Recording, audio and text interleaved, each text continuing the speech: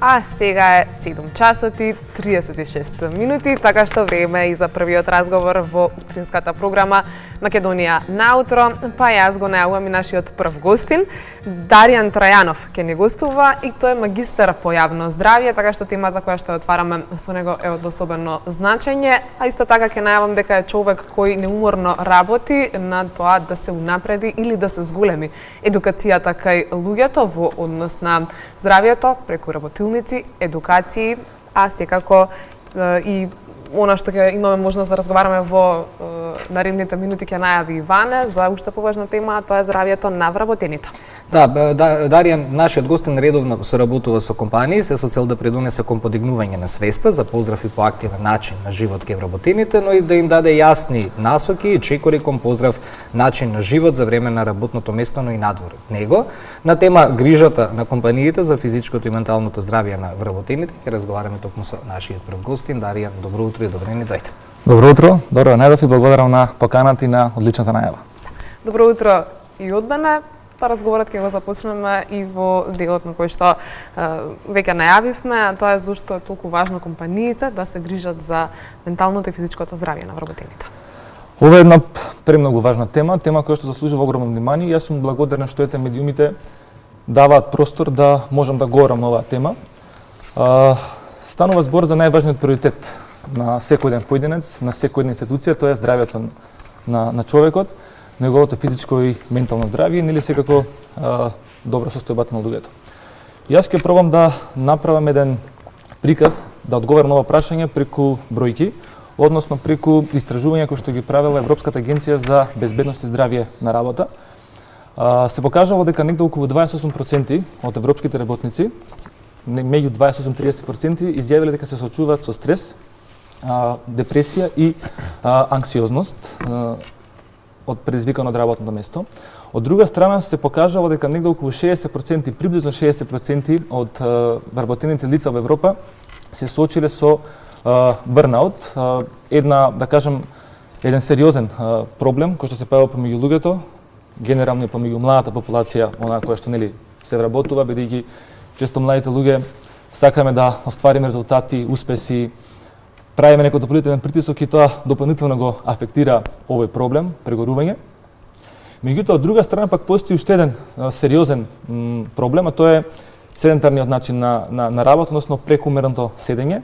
Исто така, според Европската агенција за безбедност и здравје при работа, се покажало дека негде околу 30% приближно од европските работници изјавиле дека поголем дел од своето работно време, негде околу повеќе од 8 часа, поминуваат во седентарна положба. Со значи дека тоа дефинитивно и директно го афектира и го погодува физичкото, меѓутоа и менталното здравје, и поради оваквите причини компаниите имаат и такако голема потреба и одговорност да придонесат кон подобро здравје на своите вработени, физичко и ментално, преку различни активности, програми, кампањи. Споменавме стрес, споменавме бърнаут, голем број часови поминати во седечка положба на вработените, нешто што ако ова го видиме опишува 90% од фирмите во Македонија. Генерално и за оваа тема за која што ние утрово зборувавме и порано не се ни зборуваше воопшто. Добро е што во последниве години доста се актуализира кај нас. Па тука, Даријан, колку е важно и дали воопшто постои можност, ајде така да го поставиме прашањето, да се придонесува за унапредување на физичкото и менталното здравје на вработените и на самото работно место, и колку тоа кај нас е прифатено денеска и колку тоа го сваќаат и јавните државни предпријатија и приватните. Така.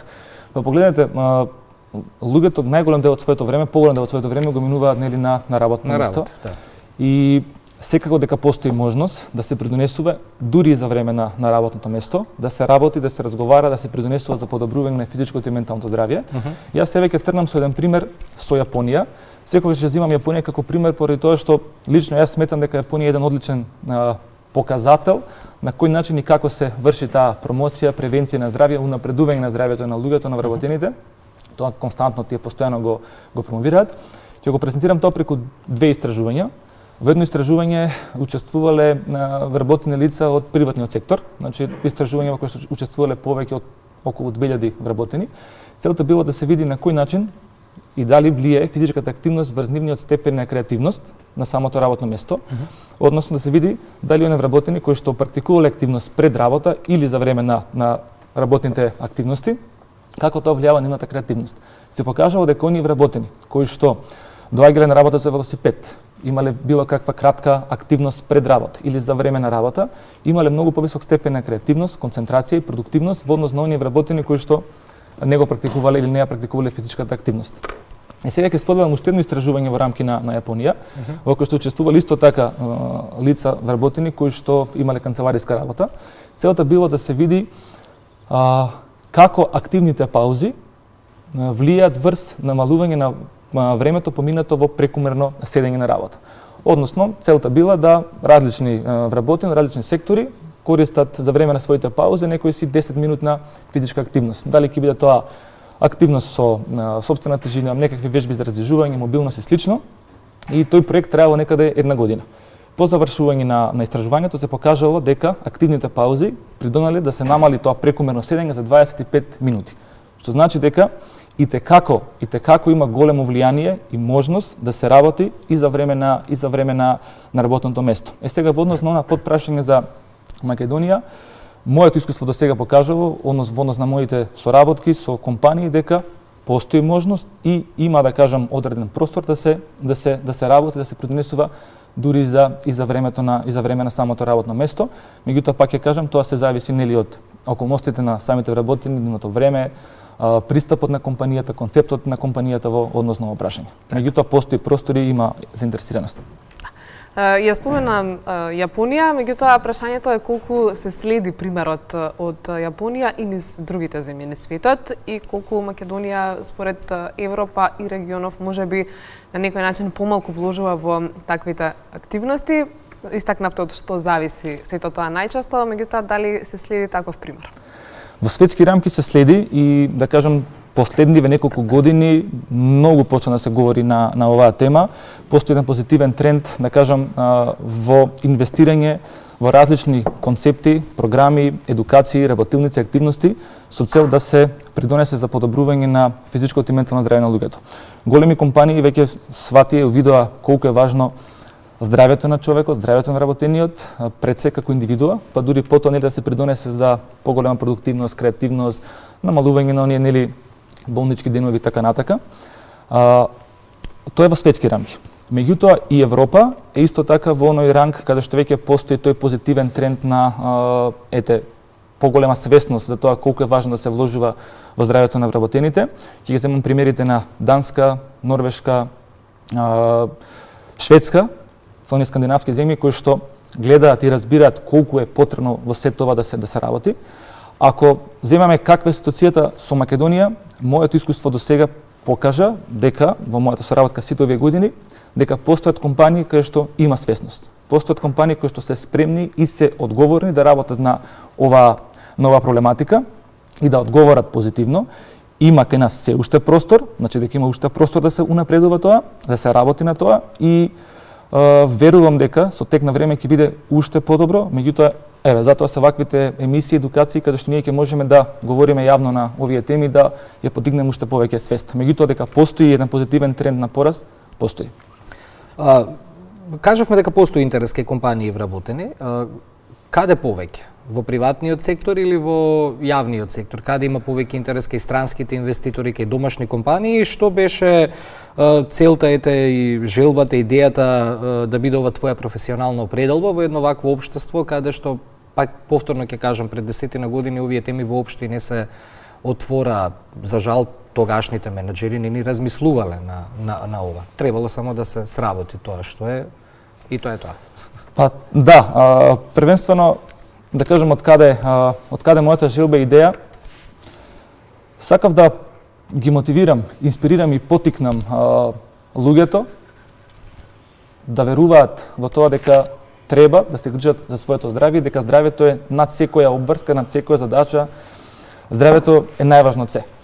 Од друга страна, мојата идеја беше да ја потикнам и да го зголемам она ниво на едукација во самите компании до вработените, да можат вработените да директно добијат информации, совети на кој начин и како да го направат своето здравје и за време на работното место, меѓутоа и по завршување на истото. И третата работа која што ме инспирираше беше да ја подигнам свеста кај компаниите.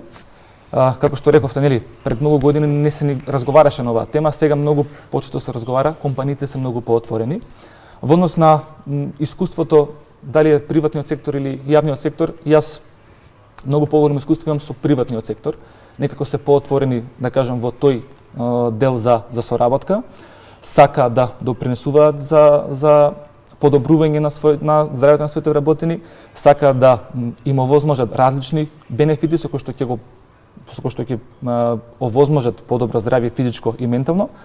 И еве ова, да кажем, би била една добра порака и до останатите компании и во јавниот сектор, меѓутоа и во другите во приватниот сектор, да уште таа свесност биде повеќе голема и уште повеќе се вложува во подобро здравје на вработениот. Бидејќи, верувајте, ако креираме една средина во која што ќе имаме здрави вработени, тоа повлекува среќни вработени, исполнети вработени кои што ќе може да бидат, нели, на крајна цел повеќе продуктивни, меѓутоа првичното и најосновната работа е да креираме здрава средина за здрави вработени. Едно подпрашање само, што одговараш на некој менаџер кога ќе ти каже јас им давам плата, што има да им обезбедувам, фитнес центри, соби за одмор, тоа треба од платата сами да си го обезбедат. Кој би бил твојот одговор? Тогаш бидејќи сигурен сум дека и на тоа наидуваш. Ден денеска има и такви, за жал, луѓе кои што се нарекуваат менаџери, кои што така размислуваат, бидејќи тоа не е менаџерски. Така е. Но што одговараме тогаш? И дали ги имаме уште тие реакции ден денес?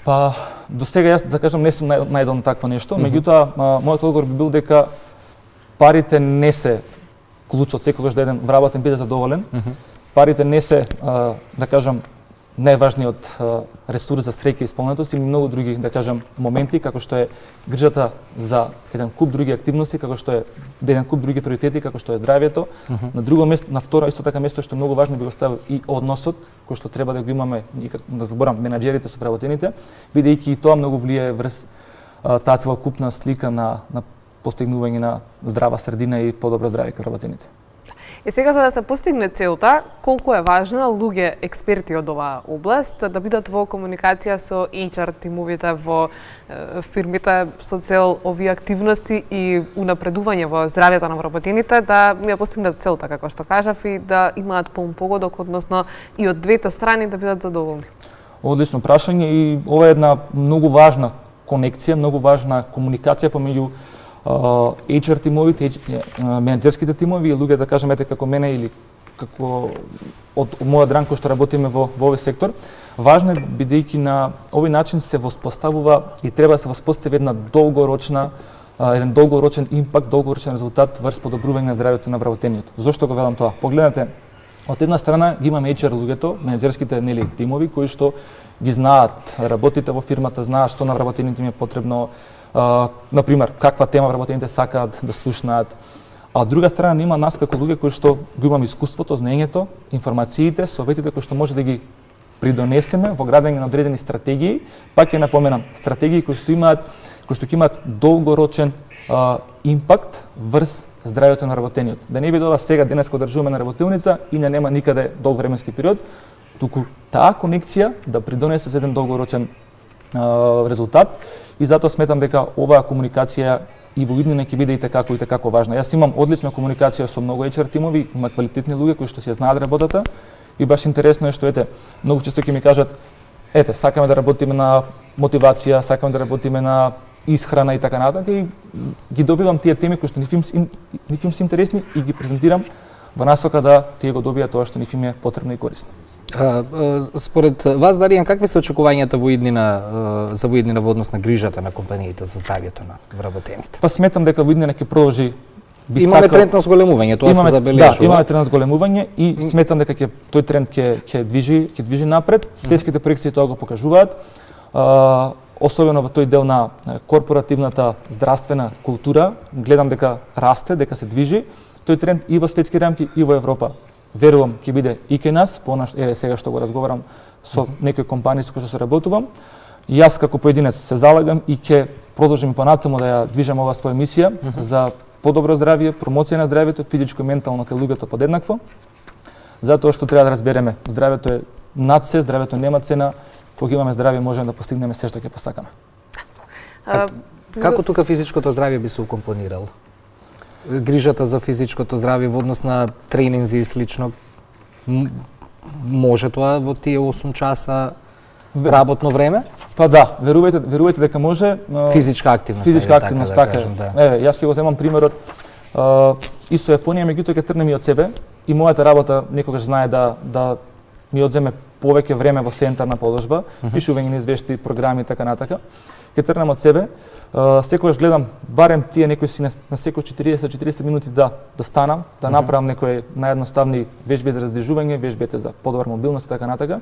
Па уште нели сега ако има опција за ремоут работа или работа од дома, да се направат некои поедноставни вежби, чучење, исчекор, склекови стомачи, нешто што ќе биде да кажам брзо, меѓутоа ќе придонесе за некој раздвижување. Секогаш ги советувам луѓето да наместо лифт користат скали. И ги советувам луѓето да ги користат паузите во вид на активни паузи. Да се симнеме по скали, да си купиме за појадок, да се раздвижиме 10 минути. Би било доволно. На тој начин не само што ќе го подобриме физичкото здравје, меѓутоа ќе подобриме нашата меморија, концентрација и фокус. И ете, јас имав една интересна како момент, сега со тоа и би завршил, интересен момент. Сега пред новогодишни празници имав една работилница со една компанија, баш разговаравме на тема мотивација и физичка активност со вработените. По завршување на неколку недела дена, две по завршување на моето предавање, се сретнав со дел од тие луѓе тука во некој од нашиве скопски маркети и ми рекоа: знаете, не мотивиравте, веќе не користиме лифт, се користиме скали. И тоа што да кажам ме мотивира, ме исполнува и ете гледам дека и може да се работи и за време на работно место. Ете, затоа ние во Македонија некогаш имаме проблем со лифтови.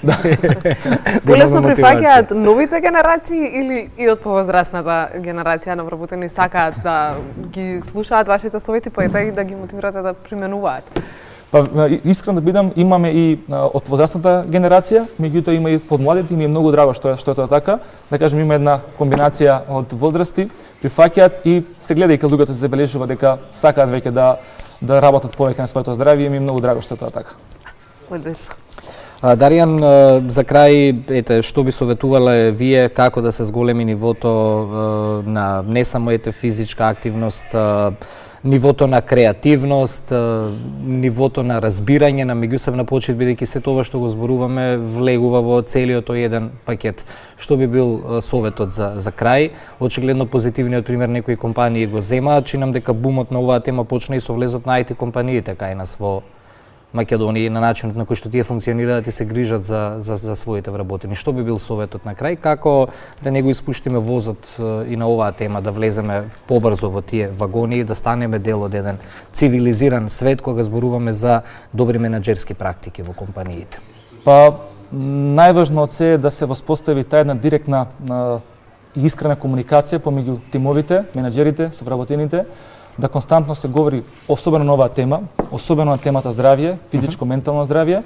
Наједноставно прашање што ви треба во однос на подобрување физичкото здравје, во однос на менталното здравје, да се следат сите овие практики, да се следат сите овие, да кажам, важни работи, да се продолжува на онаа соработка која што спомнавме претходно, HR тима, менаџерски тимови, со луѓе како нас кои што работиме во овој сектор, затоа што искуството, советите кои што ние може да ги дадеме, може многу да придонесат и да помогнат во градење на една здрава средина, корпоративна здрава средина, со среќни, здрави, исполнети вработени. И она што е најважно да не следиме само трендови, туку да правиме дела кои што ќе направат нешто што ќе трае. Благодариме за гостувањето во Македонија на утро. Ни остана уште неколку прашања, можеби не одговорени, но ни помина времето, ќе те поканиме повторно да ни бидеш. Благодарам и на вас. Драго ме што добивам можност и благодарам на одличното интервју. Благодарност и до тебе. 5 минути додека да го заокружиме овој наш прв час, односно час и 15 минути од првото добро утро, така што ќе најавам дека ќе уживате во убава македонска музика, а веќе во 8 часот колешката Гордана Ѓорчевска веќе се подготвува за првото информативно издание утринава.